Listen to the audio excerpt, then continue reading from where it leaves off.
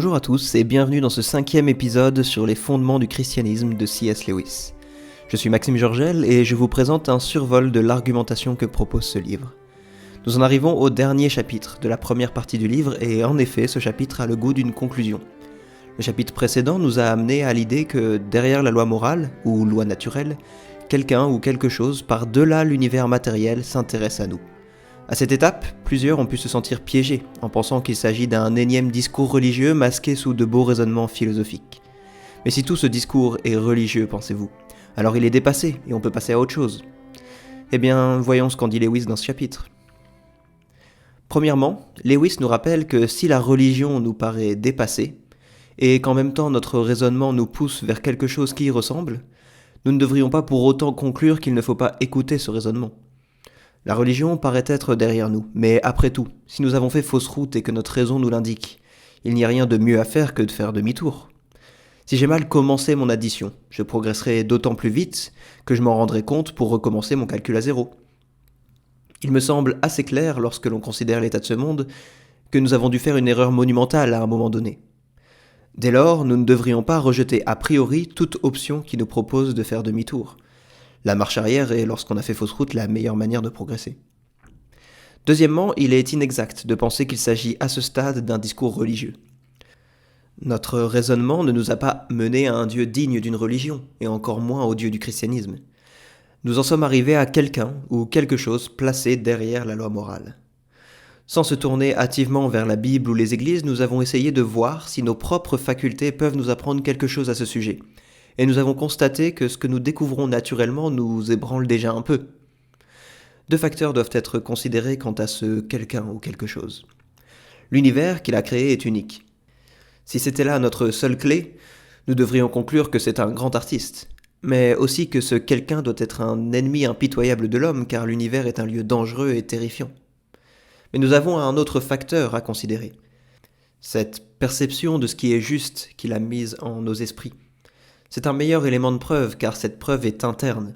De ce second élément, nous concluons que cette chose derrière l'univers s'intéresse intensément à la bonne conduite, à la justice, à l'altruisme, au courage, à la bonté, à l'honnêteté et à la véracité. Ici, nous serions d'accord avec les religieux qui disent que Dieu est bon. Mais cela ne veut certainement pas dire que Dieu est indulgent, tendre ou sympathique. Il n'y a rien d'indulgent dans la loi morale. Elle n'est pas plus indulgente qu'une table de multiplication. À quoi sert-il donc de dire qu'il est bon s'il n'est pas capable de pardonner ? Mais n'allons pas trop vite ici, car seule une personne peut pardonner, et nous n'avons pas montré qu'il s'agit d'une personne. Nous avons vu que ce qui se trouve derrière la loi morale ressemble bien plus à une intelligence qu'à toute autre chose, mais rien ne nous dit que cette intelligence soit personnelle. Et si elle ne l'est pas, je doute que cela ait du sens de lui demander d'être tolérant envers nous. Autant prier la table de multiplication d'être tolérante avec vos erreurs de calcul. Ça n'a pas de sens non plus de dire à cette étape que vous n'aimez pas une telle intelligence, ni que vous ne vous en souciez pas. Le problème, voyez-vous, c'est qu'une partie de nous se range de son côté.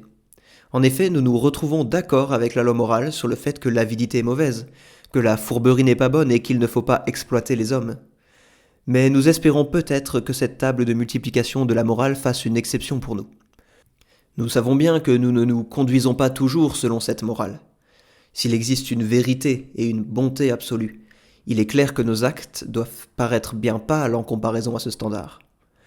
Voici donc le dilemme. Si l'univers n'est pas gouverné par une bonté absolue, alors tous nos bons efforts en ce sens sont voués à l'échec. Mais si l'univers l'est, alors il faut reconnaître que nous posons quotidiennement des actes adversaires de cette bonté absolue. Dieu se trouve être notre réconfort et notre plus grande terreur. C'est notre seul allié et nous sommes ses ennemis. Vous pensez peut-être que ce raisonnement vous a joué un mauvais tour. En réalité, tout ce que j'ai dit pour l'instant n'est pas une apologie du christianisme. Et je dis cela aussi aux chrétiens qui m'écoutent. Ne pensez pas que j'ai encore défendu la foi chrétienne. En fait, le christianisme ne prend son sens qu'après qu'on se soit affronté avec le type de faits que nous avons précédemment décrits. Réfléchissons. Nous sommes arrivés à l'idée d'un ordre moral et d'une intelligence derrière l'univers et derrière cet ordre. Nous en sommes aussi arrivés au constat que nous n'agissons pas de manière conforme à cet ordre. Le résultat de notre calcul est faux, et la loi morale ne peut pas être plus implorée qu'une table de multiplication. Nous sommes les ennemis d'une bonté absolue qui serait pourtant notre espoir en ce monde. Or, le christianisme demande aux gens de se repentir et promet le pardon. Mais ces deux choses ne font aucun sens si nous n'avons pas premièrement conscience qu'il y a un ordre moral et que nous ne le respectons pas. Une fois ce constat posé, on peut comprendre notre besoin de changer et notre besoin de pardon. Le christianisme ne s'adresse qu'à des personnes qui ont reconnu qu'elles ont violé une loi morale et sont devenues ennemies d'une puissance directrice. Ainsi, l'apologie du christianisme ne peut commencer que là où nous en sommes. En effet, nous n'avons pas encore prouvé que le christianisme est la bonne réponse à ce problème. Nous n'avons fait qu'exposer le problème auquel il prétend répondre. Quand on se sait malade, on écoute le médecin. Et de même, c'est quand notre position est désespérée que nous pouvons comprendre ce dont parlent les chrétiens. Ils offrent une explication de notre état de contradiction actuel qui consiste à haïr et aimer la bonté tout à la fois. Mais si l'on ne se pense pas coupable face à cette loi morale, on ne voit pas l'intérêt du christianisme. Le raisonnement que nous avons entrepris nous pousse à reconnaître que ne pas se penser coupable revient en fait à nier sa maladie et non pas à ne pas être malade.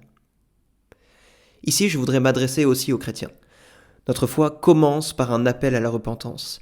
Dès lors, il serait bien dommage dans notre apologie de la foi de ne pas faire appel à cette loi morale qui se trouve en chacun. Paul y faisait appel en Romains au chapitre 1 à 3. Certes, constater un problème ne revient pas à trouver la solution, mais c'est une étape nécessaire pour la trouver. Ainsi, le christianisme commence là où notre raisonnement nous a amenés. Nous avons violé une loi morale, nous aimons au fond les idées de bonté et de justice, mais nous les haïssons en même temps lorsque les respecter ne nous arrange pas. Le christianisme donne une justification à ce phénomène.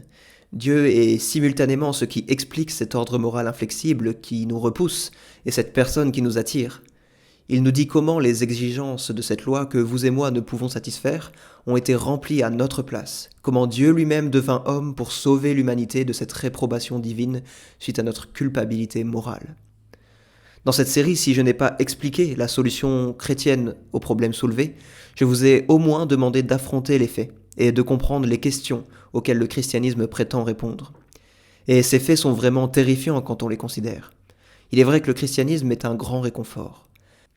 Mais il ne commence pas dans la quiétude, il commence dans une recherche de la vérité, qui nous amène premièrement dans des eaux troubles et agitées. Si nous recherchions premièrement le réconfort, nous aboutirions à quelques considérations optimistes et naïves. Mais lorsqu'on cherche la vérité, nous rencontrons des vérités terrifiantes avant de trouver du réconfort. Je conçois qu'il serait assez frustrant de s'arrêter ici dans le raisonnement. Aussi, suite à vos retours, je pense continuer ce survol et aborder la deuxième partie du livre. Néanmoins, je n'ai pas assez de visibilité sur les mois qui viennent pour pouvoir m'engager à couvrir l'intégralité du livre, et c'est pour cela que j'ai tenu à ne m'engager que pour la première partie dans un premier temps. Je compte donc avancer peu à peu et vous tiendrai au courant pour la suite. J'espère que cette série vous a plu jusque-là. Je vous remercie pour les retours encourageants. Pensez à partager cette série, à vous abonner à la chaîne et à la faire connaître. C'est la seule manière de la faire grandir. Pensez aussi à visiter notre page de soutien via Tipeee, dont le lien se trouve en description. Nous avons à cœur de ne proposer sur le blog que du contenu gratuit. Mais pour que cela soit possible au long terme, les dons sont une aide précieuse, et nous avons donc choisi de passer par le mécénat via Tipeee. Je vais donc préparer la suite de cette série et étudier la deuxième partie du livre. Les prochaines vidéos n'arriveront donc pas tout de suite, mais j'espère tout de même pouvoir les poster dans un délai raisonnable. À bientôt donc.